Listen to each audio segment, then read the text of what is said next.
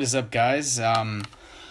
So I know I have been out of it for the past couple days, so I've already failed, which is pretty sad. Daily vlogging. That's pretty sad. It hasn't even been 10 days, and I have not been able to keep the daily vlogs going for the consecutive 10 days. But you know what? That's besides the point. Life gets in your way, and you just have to combat that.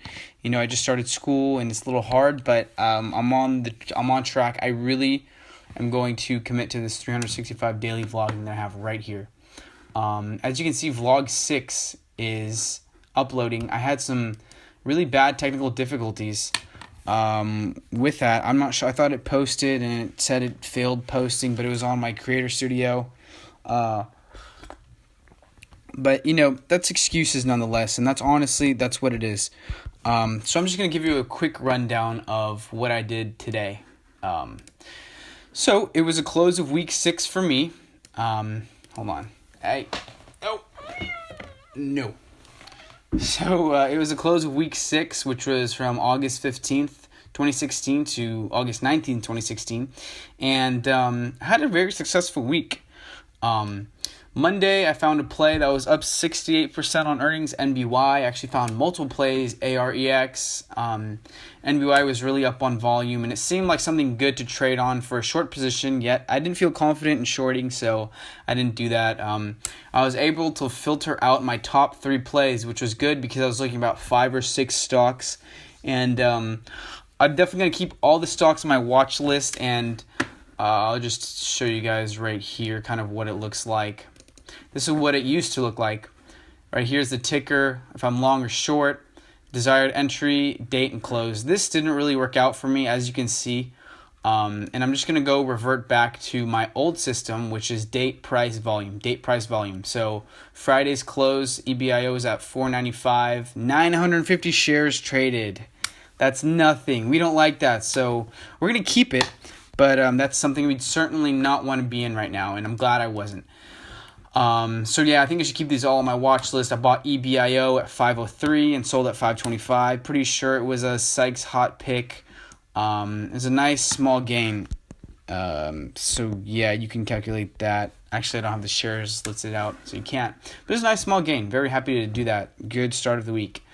Now Tuesday, Tuesday comes along, and I bought STEM at 130, sold it at 165. That was my biggest gainer ever. Super bigger and able to pay for my E-Trade sub and Profitly sub as well. Let me just do that. Profitly sub as well. The road to $1,000 positions is coming. I need to determine how and what float is going to affect on stocks, which I'll explain in a minute. I had 8 stocks on my watch list, and it really stressed me out. I was able to get 2 stocks and had mental short positions like I showed you on my previous watch lists. And I did not trade any of them, thankfully. I was able to keep track of my pattern day trading rules successfully, as I can only trade 3 times every 5 business days. So yeah, that's another thing that I improved on. I was able to control that with what I have on the board. And SORL was up 55% at $2.80 a share on Tuesday. It closed at $2.30, so I was right, I guess. Would have made about 50 cents a share, give or take. Yet it's been on a downtrend since the 290s, so I'm not sure what I'm going to do with that. At the moment, I just wanted to get that in there. SGI was stagnant with no volume. SGI was stagnant with no volume. Now, float right here is the number of shares available to publicly trade. So a low float means the stock is highly volatile, and that's what we really want to trade.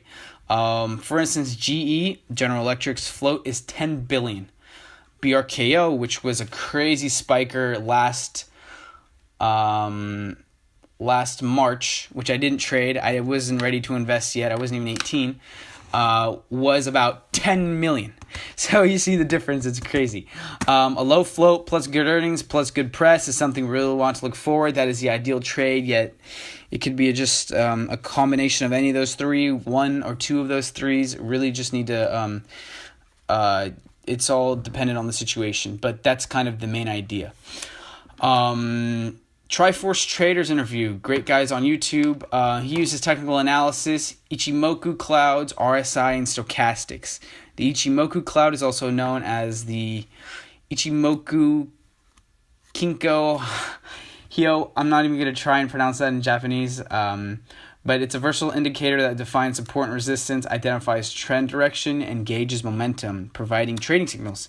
Ichimoku translates into one-look equilibrium chart. So I'm obviously going to do more research on that and do my homework on that. But yeah, that's something I really want to look forward to, is the Ichimoku cloud. I'm just going to get this going right here. And then they obviously use RSI, which is a relative strength index. It's a technical indicator used in the analysis of financial markets. More to come on that as well. I just really wanted to broadly define that. It's intended to chart the current and historical strength or weakness of a stock or market based on the closing prices of a trading period. And I have some knowledge on that. I'm going to go more in depth into technical analysis terms. I just really wanted to define these, like I said. And stochastics are randomly determined, having random probability, distribution, or pattern that may be analyzed statistically, but may not be predicted precisely. So that's obviously, from what it sounds like, a more general idea. Stochastics and the Ichimoku cloud are very precise systems. They're at least more precise than stochastics. I really want to dive deep into research and study, but school is in the way. And that's just something I need to deal with life. You know, there's going to be school, there's going to be job, there's going to be this, there's going to be that. And it just comes down to planning your time out right. I don't honestly believe in managing time, because how can you manage something that is that's continuous? It's something that nobody has control over. You can't multiply your time. Time just keeps going on. I'm 18 years old. I'm trading and I'm going to school. That's just what you got to do. You just have to make choices. Choices to, to do your homework and then to trade and do research on trading. So it's just something you really have to do. And I'm looking forward to the challenge along with vlogging. Dip buying, I just wanted to mention that's something that's going to be, I'm trying to be very precise about. It should only be done, obviously, when multiple support levels are held. Just don't be a bottom feeder. Just wanted to reiterate that. And then Wednesday, I almost traded in class, which is my first day of class. I'm so glad I did not. I probably would have lost some of my gains, which I just really want to protect. Protect the gains, all right? That's all we want to do, is protect the damn gains. But I'm proud I did not force trades. I'm proud I didn't force trades, and that's an improvement. Overall, this week was good. I made money. I didn't lose. So next week, I'll do the same. I have it written down on my calendar that I want to beat last week's gains, and I have a number in my head, and let's do that. I really want to detach emotion from everything. I also made a prepar, Prepar checklist that I need to print out and add to my watch list, as this is my Bible. Oh my God. Hang on a sec. My cat is messing everything up. Hey! No! Don't do that. No.